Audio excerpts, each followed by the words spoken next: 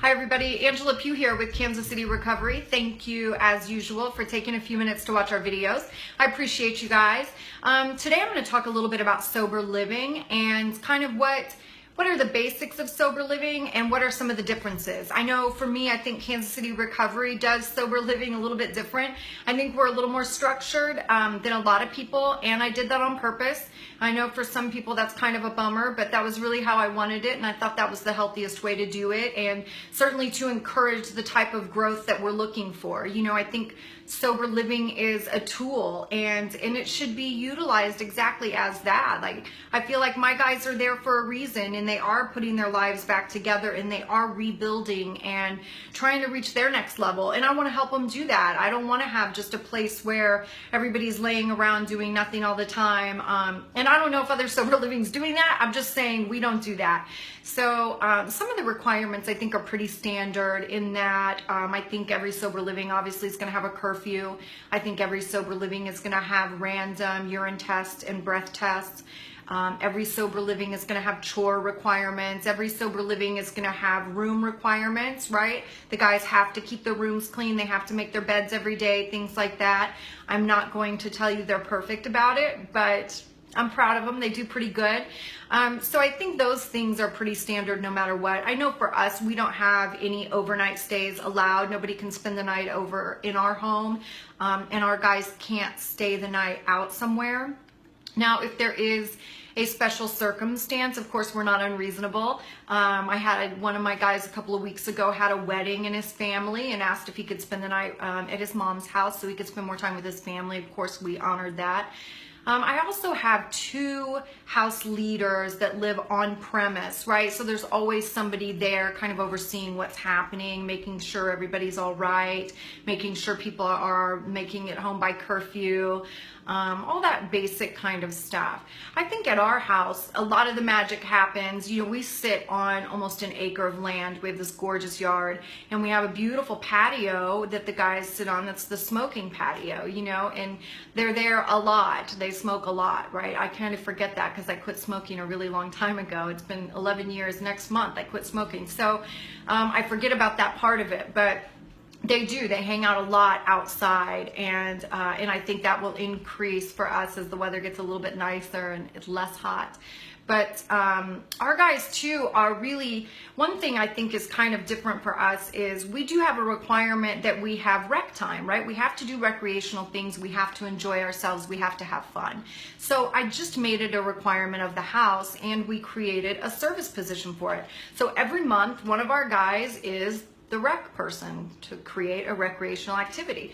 And this month I think it's putt-putt. I think we're going this weekend to play putt-putt, and that'll be a good time. I also have somebody that is another service position that is service work. So we have one person every month that puts together a service opportunity for us to be a part of as a group. And I think that's coming up as well. One of our guys, his home group, is having a picnic, and we're gonna let them use our barbecue grill because they had somebody back out at the last minute. And we are going to eat with them, and we are going to help them clean up after their picnic, and I think that'll be a great time. But these are things for me that aren't optional, right? They weren't optional as a part of my own recovery, so why would I make them optional in this recovery home? So we do, I know everybody gets so tired of hearing me say this, but it's so true. I feel like fun is a piece of recovery that is so often overlooked. I mean, if I'm not enjoying my recovery, I'm not going to stay, right? I'm less apt to stay if I don't like it. So I think that fun piece is really, really important, and I think it helps build those bonds of sober friends. And so we just put a lot of emphasis on that in the house and in rec time. You know, another thing I did at Kansas City Recovery Sober Living is I made a choice to not put televisions in each bedroom.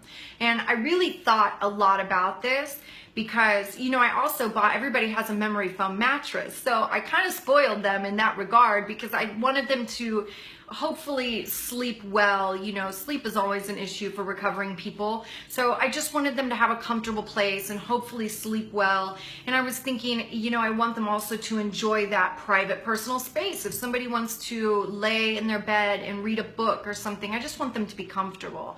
At the same time, I don't want to encourage isolating. So I didn't put televisions in the bedrooms because I want them to be out hanging out with one another. There's 2 huge, beautiful living rooms and the smoking patio. So I just really wanted to encourage them hanging out together. Our guys are also required to hit a minimum number of meetings every week, and those are typically 12-step, right? 12-step is the largest and where there are the most meetings. I do have people do Celebrate Recovery, and of course I'm very supportive of that as well. I love Celebrate Recovery, but they are required to hit meetings every week. They're required to work with a sponsor, and we go through these things at our Sunday night meeting. We have community group every Sunday evening, and that's everybody's required to be there, and we kind of go through those weekly things and how did we do and what goals did we hit and that sort of thing. It's really fun. That's also where you'll see a lot of pictures. We do family style dinner sometimes on Sundays where we all cook and we sit down and eat together. It's really amazing. I had a beautiful table made just to accommodate our big recovering family. But I think that's kind of the essence of what Kansas City Recovery is. You know, it really is a recovery lifestyle residence. It's not just a sober living. It's not just a place to be. It really is, we encourage a commitment to a recovery lifestyle and really kind of rebuilding ourselves, right? And continuing to grow. Like, my recovery never ends. I'm always learning and getting better. So we just want to encourage that and encourage that commitment in our guys. I hope I answered a lot of questions. I think I hit most things that I've gotten emails about. Of course, you can always find more information on our website at kansascityrecovery.com and on our Facebook page at Kansas City Recovery. And I will put all those links in the description below so you can find us very easily. And email me, help@kansascityrecovery.com with your questions. Keep your questions coming, you guys. I really appreciate them. And call us if you need anything. Thanks.